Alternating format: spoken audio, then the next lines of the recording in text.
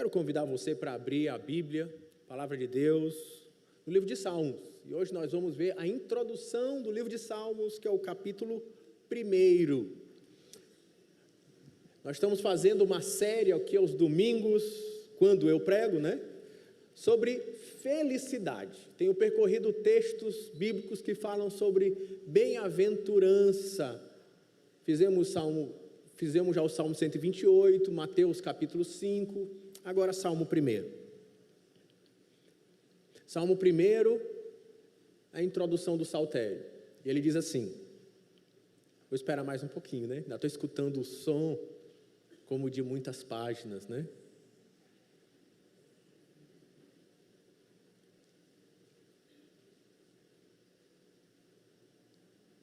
E aí eu vou pedir que nos próximos 40 minutos, quem bebeu água bebeu, quem não bebeu não bebe mais, quem foi no banheiro foi, quem não foi, segura a bexiga o máximo que puder.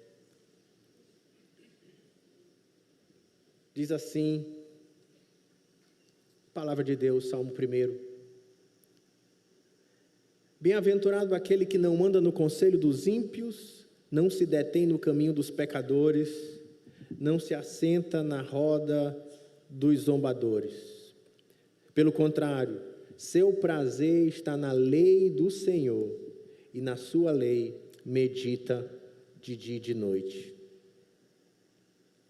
Ele será como uma árvore plantada junto à corrente das águas,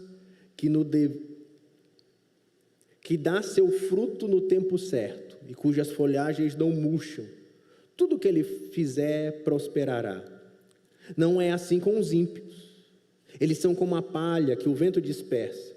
Por isso os ímpios não prevalecerão no julgamento, nem os pecadores na assembleia dos justos, porque o Senhor recompensa o caminho dos justos, mas o caminho do ímpio traz destruição.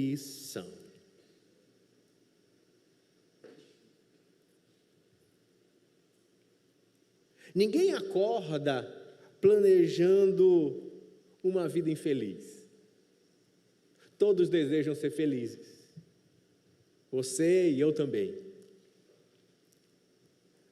A grande questão não é se nós buscamos felicidade, mas é aonde acreditamos estar a felicidade. É onde acreditamos que podemos encontrá-la. É aonde vamos em busca dela. Porque no mundo que a gente vive, a publicidade, ela não vende apenas produtos. Ela vende promessas de felicidade. As redes sociais, elas não vão mostrar apenas momentos. Elas apresentam modelos de vida feliz. A cultura também apresenta seus discursos de bem-aventurança. A cultura tem a sua proposta de felicidade. Ele vai dizer, feliz é o que possui mais. Talvez, feliz é aquele que tem tudo o que deseja. Talvez, feliz é quem é reconhecido por todos. Feliz é quem não precisa prestar contas para ninguém e vive a sua vida do jeito que ele quer. Feliz é aquele que coloca a si mesmo em primeiro lugar. Sim, a cultura tem suas bem-aventuranças. E nós estamos olhando nesses domingos, à luz da Palavra de Deus, o que a Bíblia diz sobre felicidade. Capítulo 5, nós olhamos uma proposta, 5 de Mateus, uma proposta contracultural que Cristo oferece sobre felicidade. No Salmo 128, a gente viu como os caminhos do Senhor levam a uma felicidade que nos alcança, arrebata o coração, transforma a nossa família.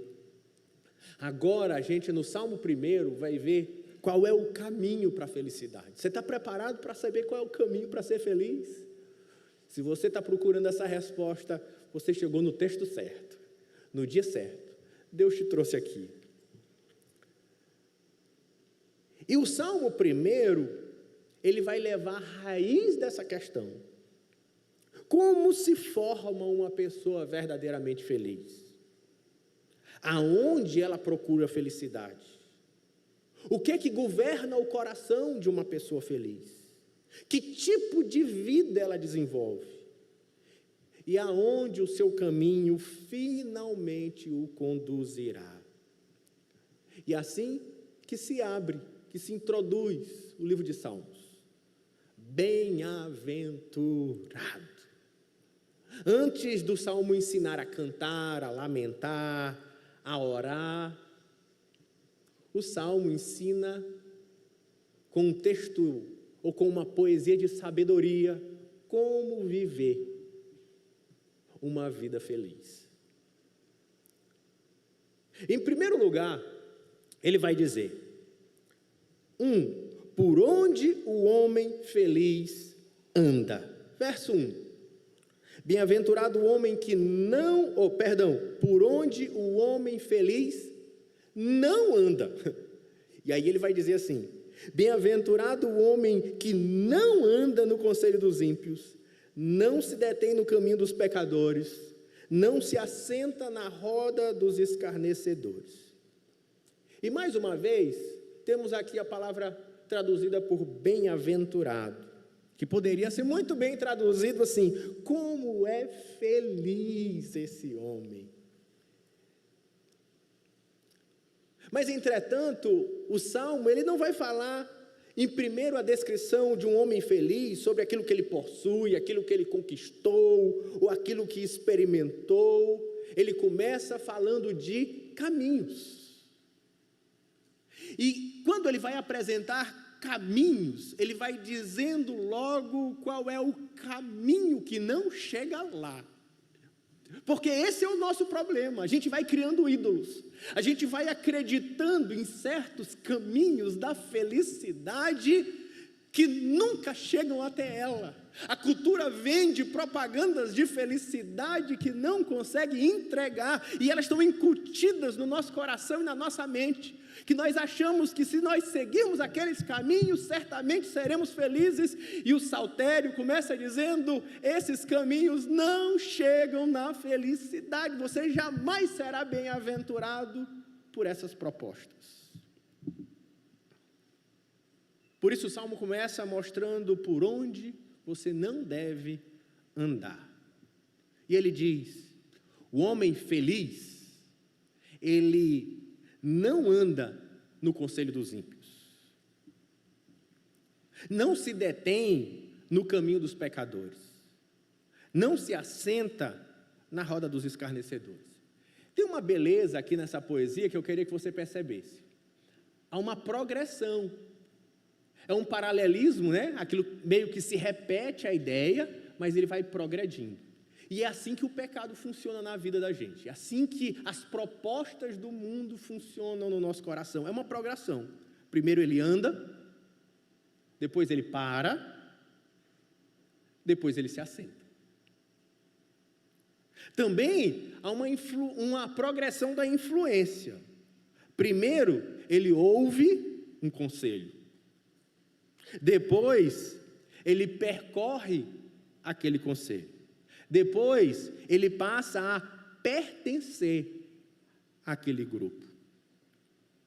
E assim que as propostas do mundo, e assim que o pecado, que são os ídolos de felicidade propostos pelo mundo, distantes de Deus, funcionam. Tudo começa devagarzinho e vai progredindo na nossa vida, no nosso coração. Aquilo que começa como um conselho se torna caminho, aquilo que é caminho repetido acaba se tornando morada, e antes o que era só uma ideia se torna o meu estilo de vida. O ímpio é aquele que vive sem considerar a vontade de Deus. Essa é a ideia de ímpio, alguém que simplesmente diz: eu toco a minha vida, eu não preciso de Deus para nada. E de certa forma o que ele está dizendo é o que a serpente disse para Eva: seja Deus de si mesmo, seja como Deus, você não precisa de Deus. E esse pecado, ele transforma independência de Deus em estilo de vida. Eu posso tocar minha vida muito bem sem Deus. Para que eu preciso de Deus? Quem disse que Deus existe? E aí, esse estilo de vida que ele vai se transformando, chega a um ponto que ele se torna um escarnecedor, um zombador. Antigamente, ele só falava, eu não preciso de Deus. Umas ideias, um conselho, um bate-papo com amigos ímpios. Depois, aquilo vai se tornando um estilo de vida independente de Deus. Quanto ele menos percebe, ele é um zombador de Deus e daqueles que andam no seu caminho, ridicularizando a fé. E ele vai dizer, se você quer ser feliz, não ande por esses caminhos. Cuidado. Não simplesmente com quem você anda, é mais do que isso. Porque a Bíblia não disse que a gente vai agora deixar de ser amigo de pessoas não cristãs, ímpias ou até zombadores. Eles fazem parte da nossa vida. Jesus andava com pecadores. O que o texto está trazendo é aonde você coloca os seus ouvidos. A questão é quem influencia a sua maneira de pensar, a sua maneira de viver. Da onde vêm as tuas influências que conduzem a sua vida? Porque o problema não é a gente estar presente no mundo. Pelo contrário, o Senhor Jesus diz, eu vos envio ao mundo. O problema é quando o mundo passa a estar em nós. Quando nós vamos dando ouvido ao mundo, quando nós vamos caminhando nas propostas do mundo e depois nós somos dominados e governados nos nossos desejos, valores, decisões pelos pensamentos do mundo. A ideia aqui no texto é que o conselho do ímpio é mais do que uma opinião errada. É uma proposta de felicidade sem Deus. É a mesma proposta que se repete desde o Éden.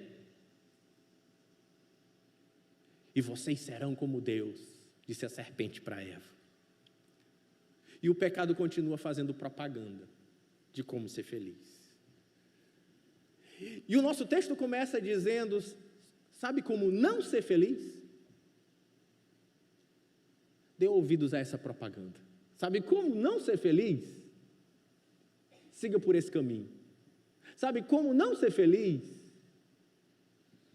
Ouça as propostas do mundo de felicidade. Porque são elas que vão te afastar da verdadeira felicidade. Porque o pecado, ele nunca se apresenta primeiro como destruição. Ele se apresenta como proposta de felicidade. Você quer ser feliz?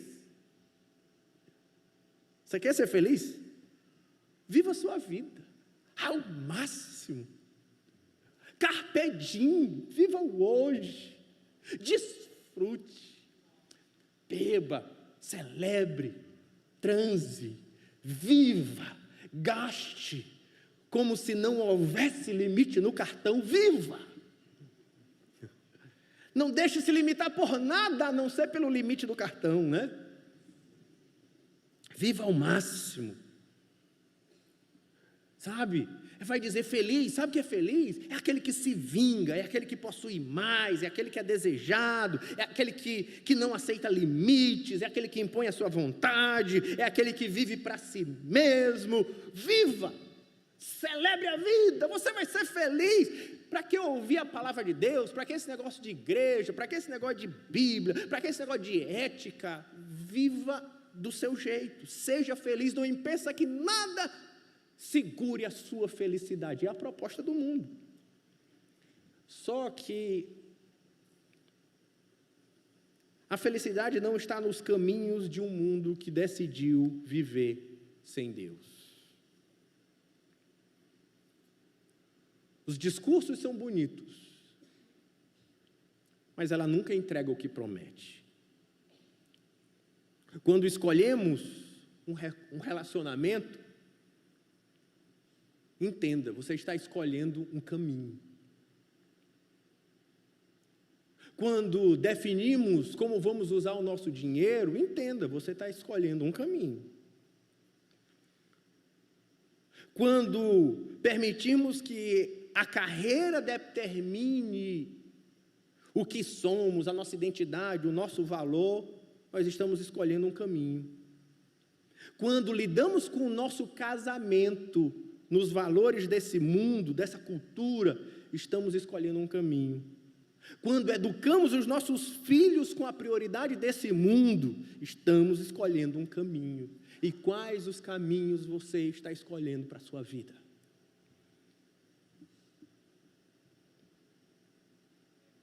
Quais os pensamentos que governam a tua mente, que levam às tuas escolhas?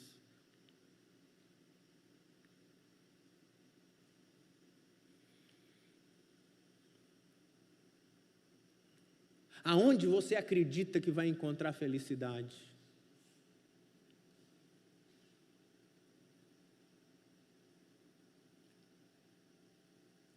É no sexo fora do casamento? É numa vida promíscua? É numa noite de festas? É na quantidade de dinheiro que você vai possuir? É na quantidade de fama que você pode conquistar? Onde é que você acredita que vai alcançar a felicidade? Qual é o caminho que você resolveu perseguir para encontrar a felicidade? Por isso o salmista começa dizendo: aonde é que você não vai encontrar? E a felicidade não está em experimentar todos os caminhos até achá-lo, mas está em não entregar os seus caminhos, não se colocar nas caminhadas que me afastam de Deus.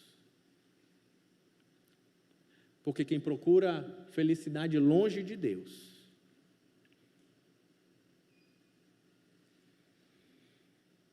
se afasta da única coisa que é capaz de fazê-lo verdadeiramente feliz. Segundo lugar, ele vai dizer: mas então onde é que está o coração de um homem feliz? Qual é o caminho que o homem feliz persegue? Já sei qual é o que ele não persegue. Ele não vai seguir os conselhos desse mundo. Mas qual o que ele vai perseguir?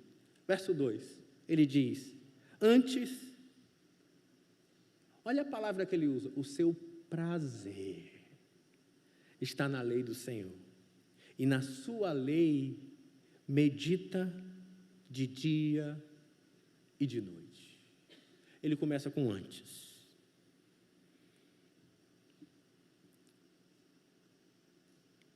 O homem feliz, ele não vive apenas com renúncias. Ele não está trocando uma coisa muito boa para viver o caminho de Deus, não. Ele está trocando o falso pelo verdadeiro. Ele está trocando o prazer vazio para um prazer que completa. Ele abandona um caminho porque ele encontrou um outro melhor. Ele recusa um caminho porque tem um outro que produz verdadeiramente prazer. E ele diz: o seu prazer está nos caminhos desse mundo, é isso? É lá que está o prazer? No sexo, na festa, na bebedeira, no dinheiro, na fama, no poder? Ele diz: não. O seu prazer está na lei do Senhor. O seu prazer está na Torá, nas instruções de Deus, no caminho de Deus, na palavra de Deus. É alguém que entende que a palavra de Deus, a Torá, a lei do Senhor, é a revelação do caminho de Deus para a plenitude, para Deus, para a bem-aventurança, para a felicidade. Se você quer ser feliz, o Salmo começa dizendo: só há um caminho, e vem de todas as palavras que nascem da boca de Deus para nós. Nasce de um caminho que encontra o verdadeiro prazer em viver os caminhos do Senhor. E feliz não é aquele que apenas conhece a palavra, é aquele que ama a palavra, que medita dia e noite na palavra, e meditar vai levar ele a obedecer a palavra, a andar em um outro caminho, no verdadeiro caminho do prazer e da felicidade. Sabe, deixa eu dizer uma coisa para você, sabe por que ele encontra prazer? Sabe por que ele ama a palavra? Ele ama a palavra porque nela ele ouve a voz do Deus que ele ama. A palavra não é somente um conjunto de informações religiosas. A palavra de Deus não é somente um manual de regras para a vida, mas ele é a voz do seu amado. Eu não leio a Bíblia só porque eu posso encontrar algum conteúdo nela, mas porque eu encontro a voz do meu amado. E a sua presença é o meu prazer. Na sua presença está o meu deleite. Na sua presença está o meu sentido de vida. Até hoje a gente tem lá em casa guardada a caixinha das cartinhas que eu mandava para a Rossana, ela ainda tem guardada lá. E eu tinha na casa do meu pai as cartinhas de amor que Rossana me mandava. Bendito momento que ainda não existia WhatsApp, essas coisas, a gente comprava cartãozinho na papelaria. Aí eu botava nos primeiros meses de namoro, eu te 3 pontinhos, assim que eu fazia. Calma, ainda estou chegando lá. Aí ela me perguntava assim, tu botou eu te 3 pontinhos, o que é o quê? Aí eu falava, eu te gosto. Aí ficava, eu te acho legal. Mas quando a gente estava só nós dois, que eu pegava as cartinhas que ela me mandava, fiz isso muitas vezes, só para reler as palavras de carinho, de amor, de juramentos, que a gente fez um ao outro naquele momento do namoro. É porque neles eu encontrava o coração da minha amada. A Bíblia é um momento onde a gente se encontra com aquele que nos ama mais do que tudo e aquele que o nosso coração aprendeu a amar. Por isso o salmista, no Salmo 119, que é o salmo sobre a lei do Senhor, ele diz, quanto amo a tua lei, é a minha meditação todo dia. Verso 97 do 119.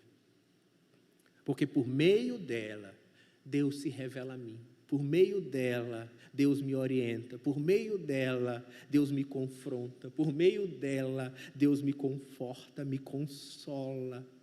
Como eu amo a tua lei. Quando a gente ama alguém, as suas palavras têm valor para nós. Não é à toa que se uma pessoa desconhecida te xinga, te trata mal, te fala uma coisa, às vezes você nem dá bola. Ah, mas se for a tua esposa.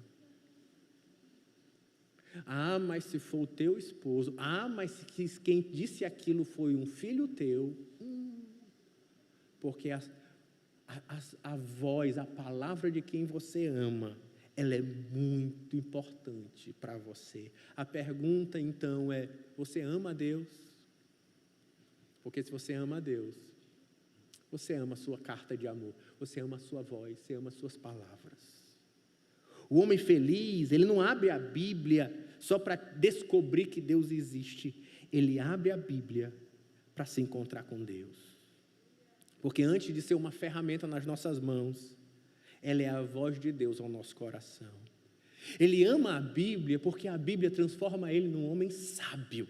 E Ivan, meu irmão, ele gosta de fazer essa comparação entre conhecimento e sabedoria. Ele diz, esse cara é muito inteligente, mas ele não é sábio. São duas coisas totalmente diferentes. O mundo, ele oferece muita informação, mas só Deus pode nos ensinar a viver com sabedoria. E a sabedoria bíblica, Ela não é só possuir conhecimento. A sabedoria bíblica não é conhecer teologia. A sabedoria bíblica não é saber fazer frases que explicam questões espirituais, doutrinárias, mas é discernir o que importa para a vida, que nos capacita a não cair nas ciladas do diabo, na falsa propaganda do pecado, nas falsas promessas do engano, e nos dá sabedoria para escolher o caminho da vida. Por isso que o salmista, no Salmo 119, Salmo sobre a lei do Senhor, vai dizer: lâmpada para os meus pés é a tua palavra e luz para os meus caminhos. No verso 105.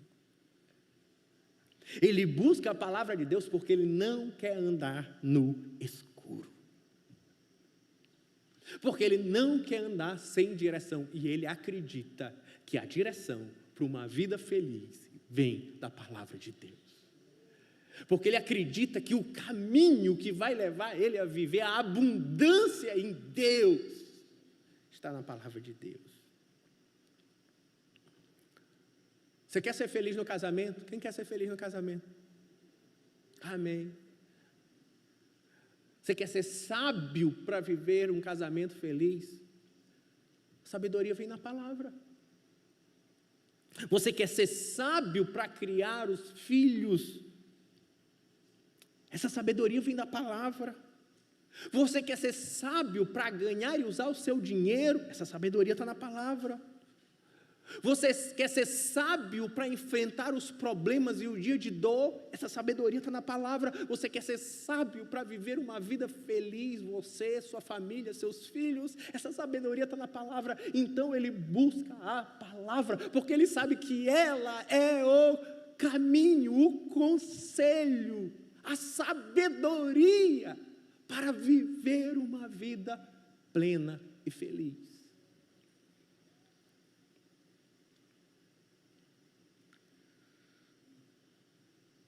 O mundo diz que os mandamentos de Deus limitam a nossa felicidade. Não é verdade? Diz assim: tu é um trouxa, tu é um crente, tu é um cara limitado. Seja feliz, se liberte dessas amarras, se liberte dessas correntes que seguram a sua felicidade, que seguram você nessa sua identidade, nessa sua sexualidade, nessa tua limitação de ser feliz numa festa, numa bebida, numa alegria. Vocês são um monte de abestado, tudo crente. É a ideia do mundo, de forma geral, né? Não total. Mas o salmista descobriu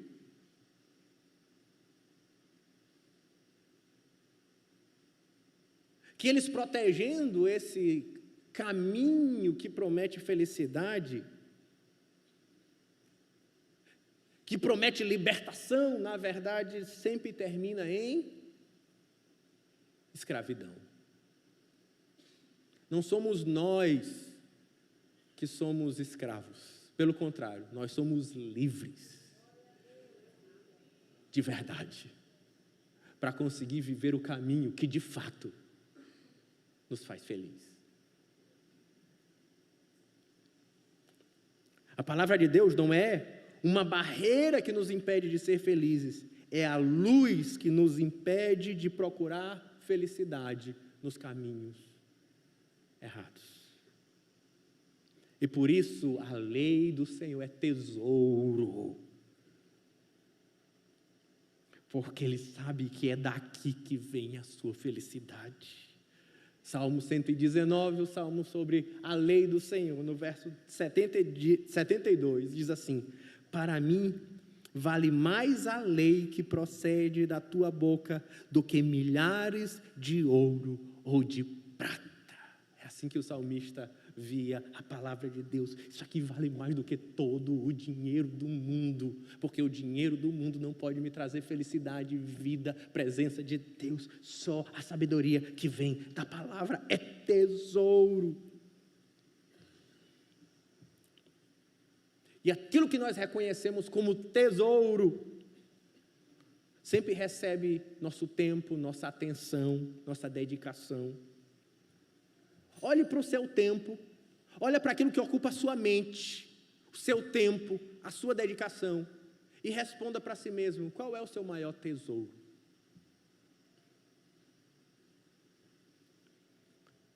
Hoje é dia de mudar o tesouro do teu coração e fazer com que Deus, o Evangelho, a sua palavra, ocupe esse lugar.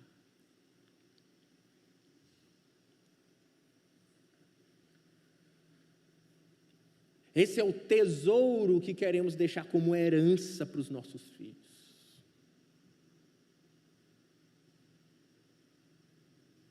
Muitas vezes o que nós queremos deixar para os nossos filhos é uma herança de educação, oportunidades, bens.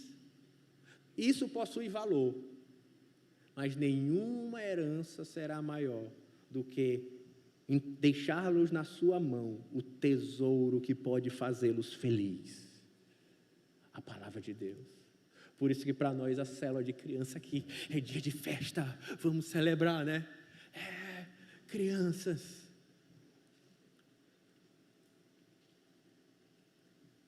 Porque se os nossos filhos receberem os nossos bens, mas não aprenderem conosco a amar a palavra, terão recebido muito menos do que poderíamos deixar.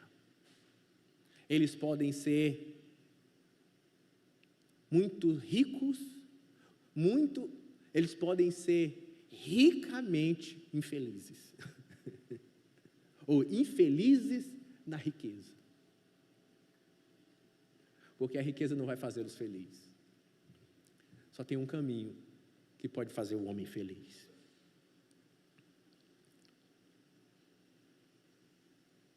E aí, diz o texto, ele então medita na palavra de dia e de noite.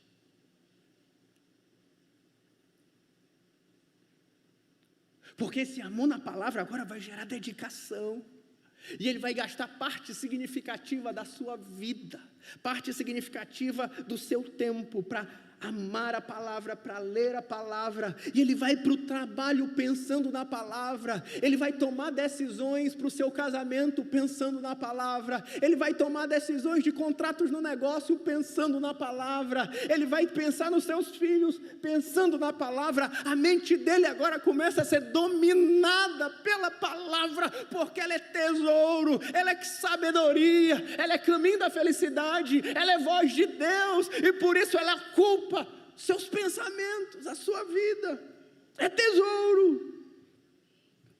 Ele passa a ler, a considerar, a recordar, a decorar, a orar, a obedecer a palavra.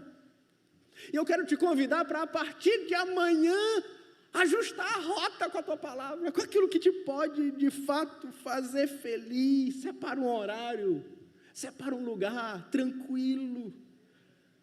Leia a palavra de Deus sem pressa. Você pode fazer plano anual, você pode fazer plano de 3 anos. Tem plano para tudo. Esse ano eu estou lendo Salmos, meditação. Eu já li a Bíblia toda várias vezes. Esse ano eu estou fazendo Salmos, estou lendo Salmo. Todo dia eu tiro um Salmo para meditar. Eu leio aquele salmo e fico remoendo no Salmo. O importante é que você precisa amar a palavra. Leia um provérbio por dia. Você tem 31. Um por dia. Um capítulo de provérbio. Medite na palavra.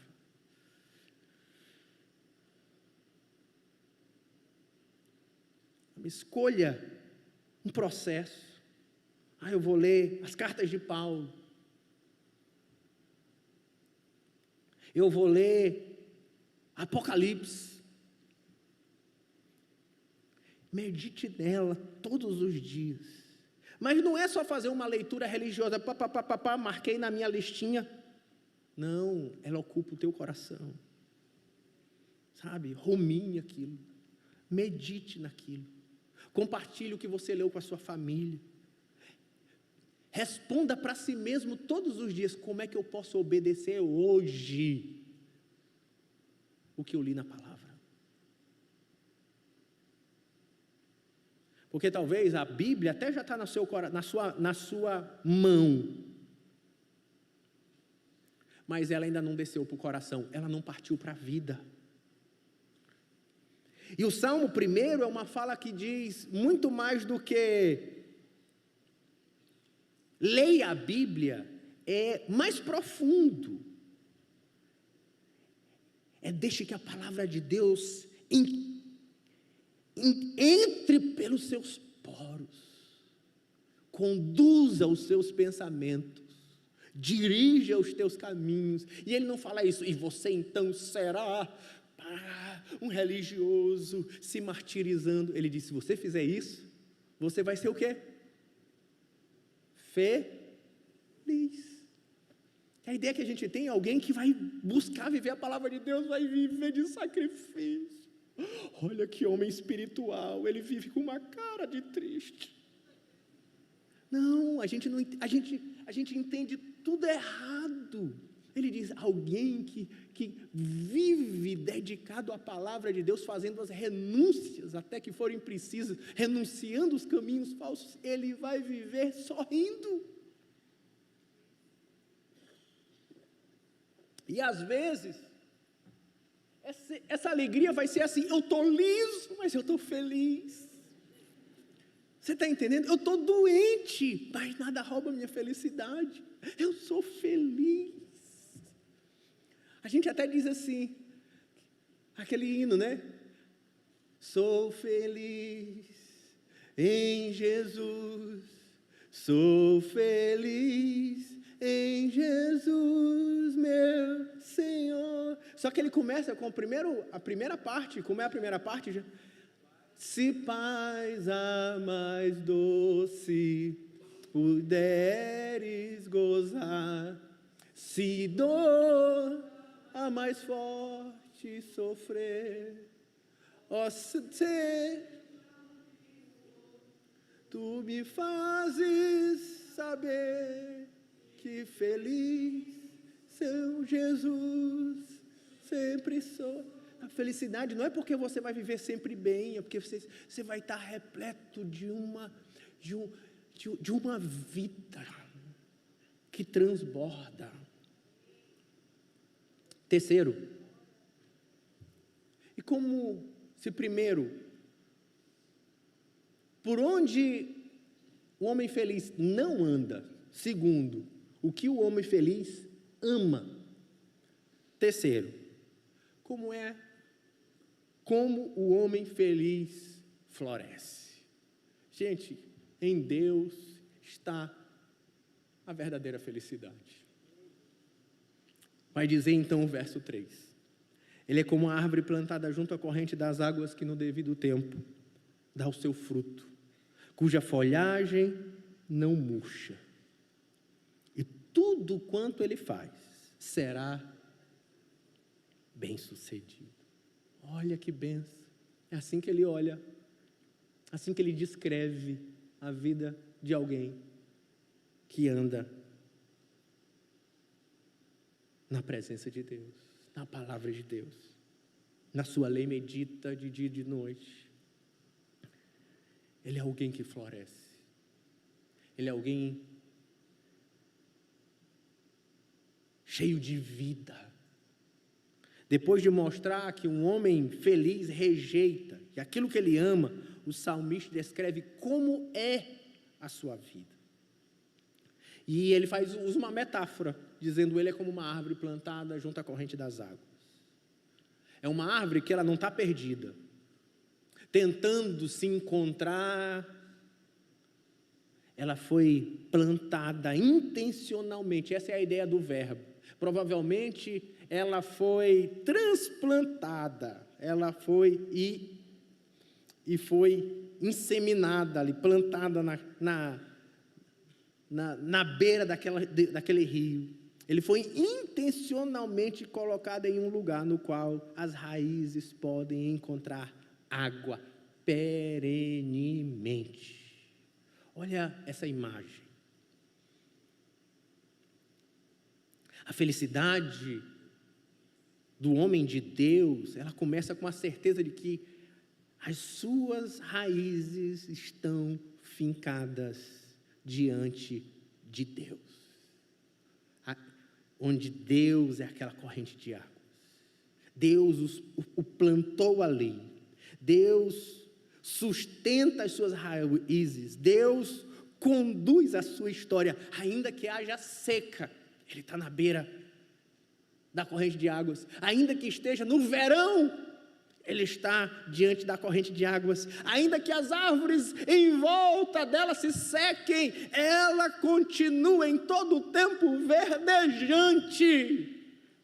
Porque a sua fonte, as suas raízes não dependem das circunstâncias eternas, mas elas têm a sua vida das águas que vêm de Deus.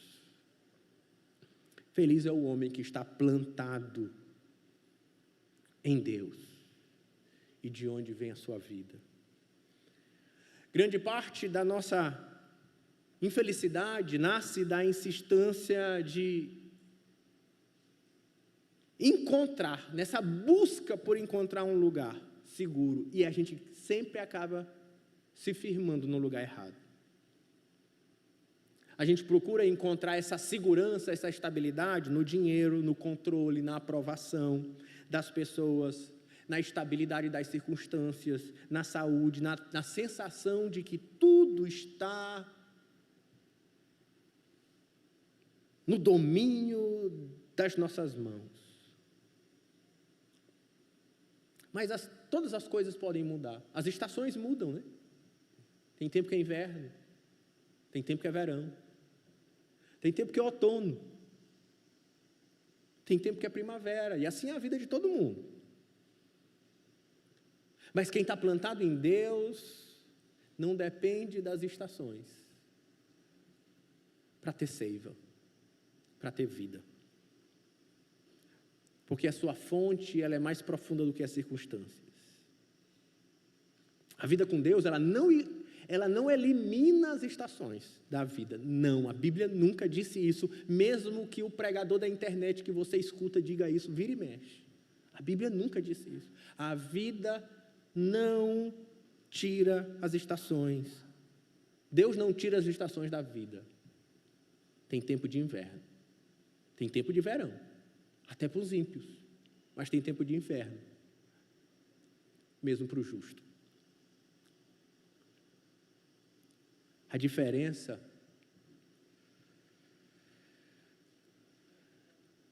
é que mesmo no calor, a gente continua tendo uma fonte de água a nos consolar, a nos refrescar, a nos alimentar. Porque a felicidade bíblica não é euforia permanente. Vocês lembram de Mateus capítulo 5? Feliz é o pobre, feliz é o que chora. Não. Nem é a negação da dor. Não. Felicidade é estar plantado diante de Deus. E a vida com Deus não nos livra das estações difíceis da vida, mas nos liga a uma fonte que nenhuma estação pode secar. Por isso, o homem feliz, ele vive com um tipo de confiança. Ele pode até ser abalado, mas ele não vai ser arrancado. Ele pode até atravessar a escassez, mas sem concluir que Deus o abandonou. Ele pode até sofrer sem perder completamente a esperança, porque sua vida não depende daquilo que acontece ao seu redor, porque eu estou plantado em Deus. Esse é feliz. E que descanso nessa imagem. Que descanso, que paz de saber que eu tenho estabilidade. Raízes profundas, fincadas no leito do rio, uma copa cheia, produzindo frutos.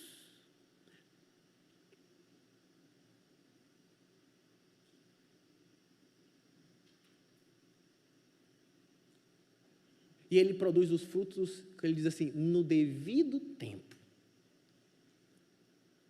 Sim, vai ter tempo de inverno, vai ter tempo que é produtivo, vai ter momentos difíceis, mas quem está em Deus sabe que ele não consegue controlar o tempo. Você não controla as estações.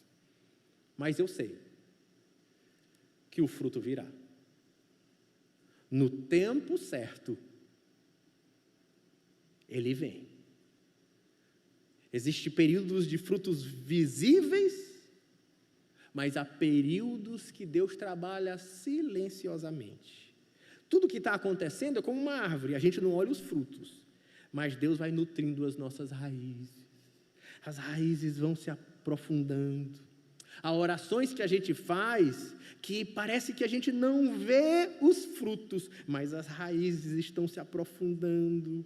Há ensinos que a gente dá para os filhos que parece que a gente não vê os frutos, mas as raízes estão se aprofundando. Há sementes que estão sendo lançadas no ministério que parece que a gente não vê o fruto, mas as raízes estão se aprofundando e se alimentando, mas na certeza de que se eu estou firmado em Deus, no devido tempo virá o fruto. Como é feliz alguém assim? Ele não vive ansioso, não.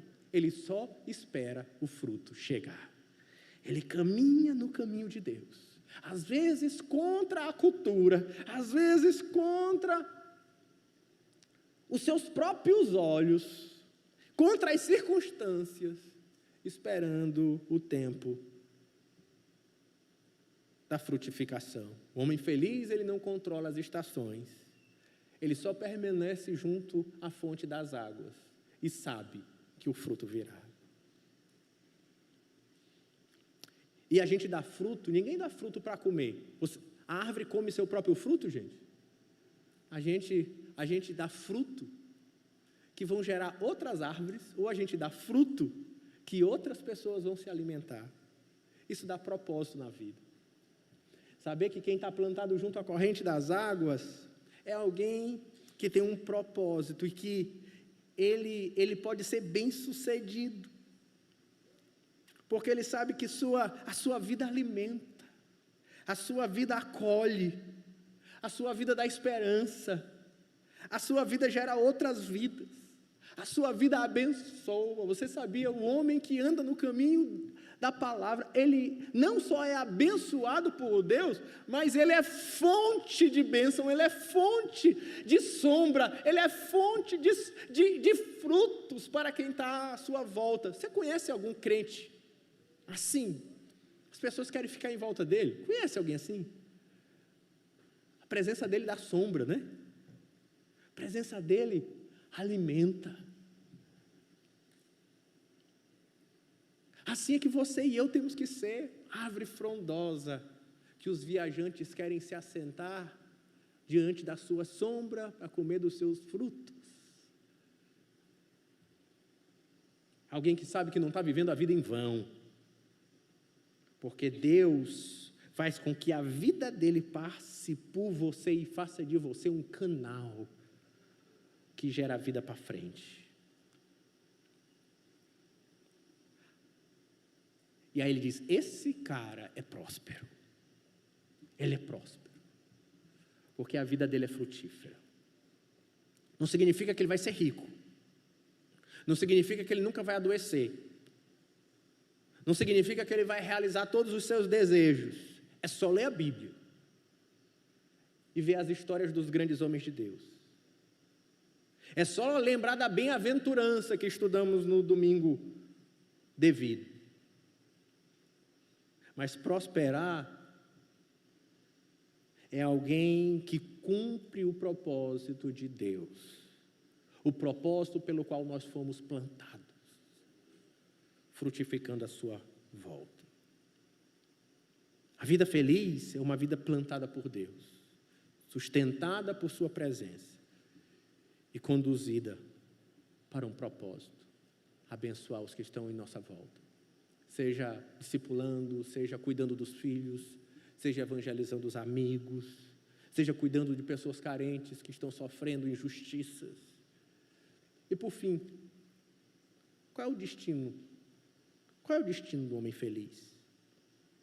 E aí ele precisa fazer um contraponto com o homem infeliz, com o ímpio. Ele diz, os ímpios, sabe aquele lá do começo que a gente não devia ouvir a voz dele? Ele diz, você sabe por que você não deve ouvir a voz dele? Porque os ímpios, eles não são assim. Eles não têm como te ensinar a ser próspero.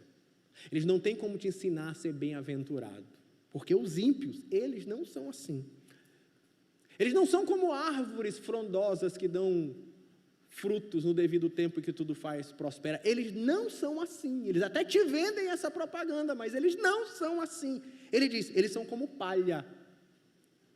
Palha é árvore sem vida, árvore sem seiva, árvore que secou, é árvore que morreu. Ele é que o vento dispersa, é alguém que não está fincado, estável, não, ele está perdido, sendo levado para cá ou para lá, ele não sabe quem é, de onde veio, para onde vai, ele não sabe nem...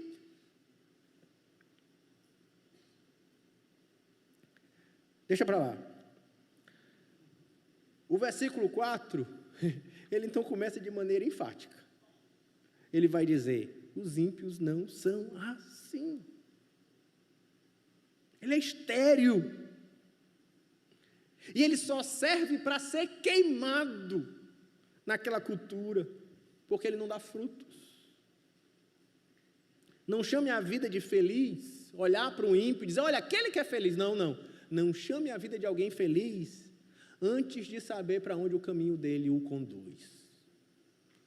No Instagram, naquela hora, pode parecer legal. A reforma na casa dele, naquela hora, pode parecer massa.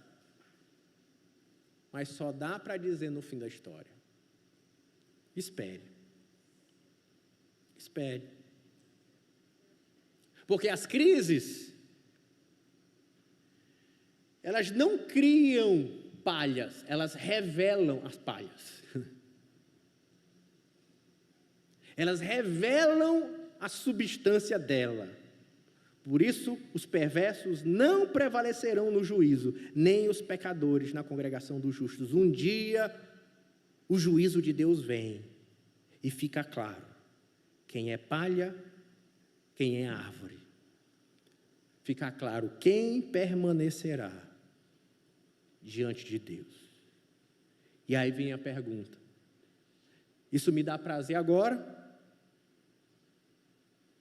Isso vai dar a aprovação das pessoas? Isso vai ser vantajoso? Mas a pergunta é, aonde esse caminho vai me levar?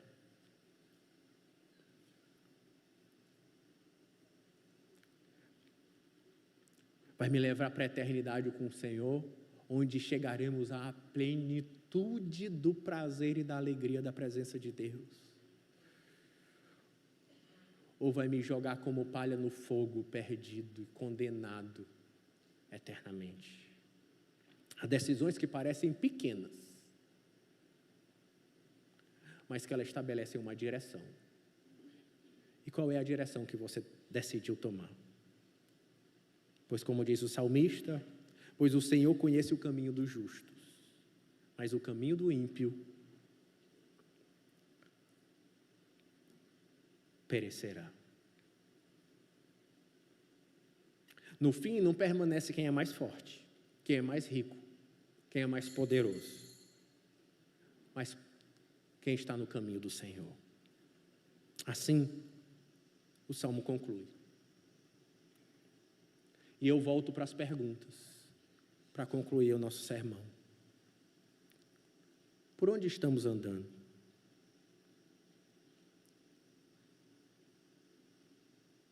Estamos aceitando as propostas de felicidade de um mundo sem Deus?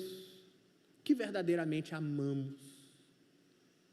Nosso coração tem encontrado prazer ou deseja secretamente a vida oferecida pelo pecado?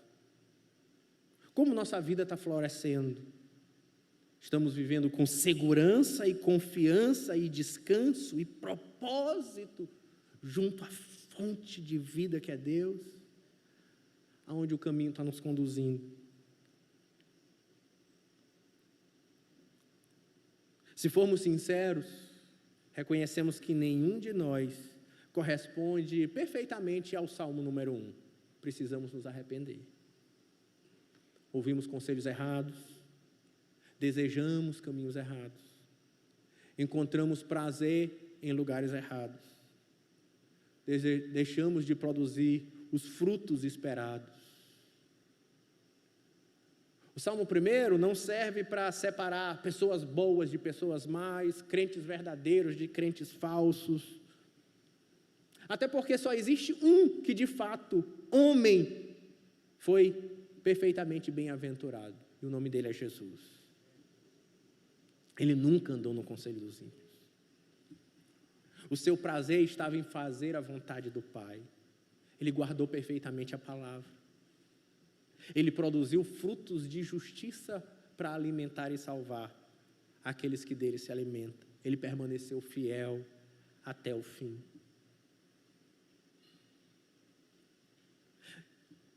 No entanto, Jesus, ele é muito mais do que aquele que guardou perfeitamente. Ele é o Verbo de Deus. O Verbo, a palavra de Deus que se fez carne. Ele é o maravilhoso conselheiro, como diz Isaías. Ele é a perfeita revelação do Pai. Deus que antigamente, como vai dizer o autor de Hebreus, Deus que antigamente falou muitas vezes, de muitas maneiras, pelos profetas, nesses últimos dias falou pelo Filho. Por isso Jesus é a voz que precisamos ouvir. É Ele que revela plenamente Deus. Ele é que desfaz as promessas do mundo. Ele é que nos livra dos enganos do diabo. Ele que nos mostra os caminhos da verdadeira felicidade. As Escrituras dão um testemunho dele, como ele disse. E é por meio delas que ouvimos a sua voz. E na cruz Jesus tomou o lugar daqueles que não poderiam permanecer de juízos. Nós todos que um dia fomos palhas, um dia o Senhor se tornou palha no nosso lugar. Ele foi queimado no nosso lugar. Ele foi condenado no nosso lugar para nos conduzir de volta ao caminho da bem-aventurança. Jesus é o caminho que pode nos trazer de volta à presença de Deus. Jesus é aquele que pode fazer o homem de novo verdadeiramente feliz. Jesus é aquele homem, aquele que é capaz não simplesmente de colocar como árvore plantada junto à corrente das águas, mas como ele vai dizer, plantar dentro de nós uma fonte que vai jorrar para a vida eterna.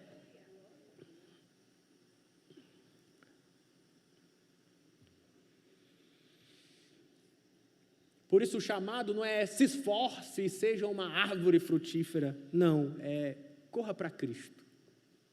Ouça a sua voz. Permaneça na sua palavra. E permita que Deus te plante em seus pés. Porque o mundo vai continuar oferecendo as bem-aventuranças. E hoje há dois caminhos apresentados diante de nós. Qual é o caminho que você vai querer atravessar? Qual é a voz que você vai querer ouvir? As vozes desse mundo ou a voz de Cristo, nosso Senhor? Feliz é aquele que encontra em Deus o seu prazer, em sua palavra o seu alimento, em Cristo a sua salvação e no caminho do Senhor o seu destino. Baixa a sua cabeça, vamos orar. Senhor, nós entramos na tua presença dessa manhã.